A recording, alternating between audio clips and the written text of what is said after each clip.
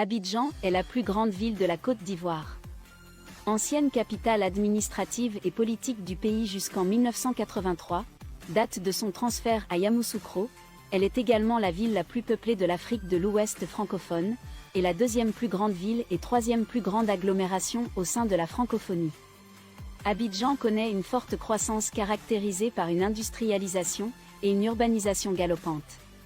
On estime que chaque jour, 2 millions de personnes passent plus de 2 heures à se rendre au travail, en utilisant des bus, minibus et des taxis partagés. Cela cause des retards, des problèmes de pollution et de sécurité. Au vu de cela, le gouvernement ivoirien a choisi de confier suite à un appel d'offres, la construction de l'un des premiers systèmes de métro en Afrique de l'Ouest à un consortium français et ses partenaires. Le métro d'Abidjan est un projet de réseau ferroviaire de transport urbain de 37,5 km qui devrait desservir la ville d'Abidjan. Sa construction a commencé en 2020 et son entrée en service est prévue pour 2025. Il devait initialement comprendre une seule ligne avec 13 stations, puis le projet a été étendu à une seule ligne nord-sud avec 20 stations et est entièrement financé par la France.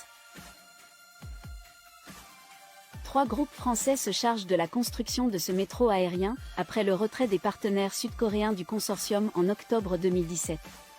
Ces trains automatisés avec conducteurs pourront atteindre une vitesse de pointe de 80 km/h et une fréquence maximale de 100 secondes. La ligne 1 du métro d'Abidjan devrait transporter 500 000 passagers par jour, ce qui équivaut à un peu plus de 180 millions de passagers par an. La construction de la ligne 1 du métro est estimée à 1,7 milliard de dollars américains et est entièrement financée par la France via le Trésor français et l'Agence française de développement. La ligne 1 du métro, long de 37 km, reliera la commune d'Anyama à celle de Port-Bouët.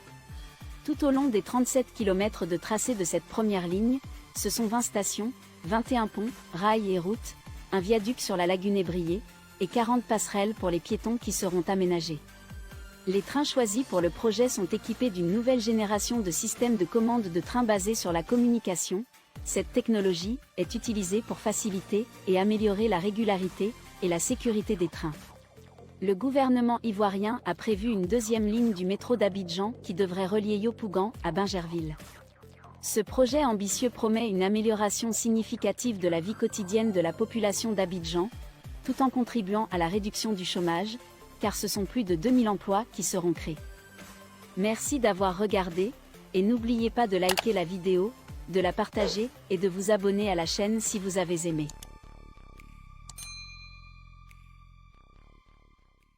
Cette vidéo vous a plu? Alors n'oubliez pas le petit pouce en l'air et l'abonnement. Sur ce, je vous dis à très vite dans une prochaine vidéo. Damn.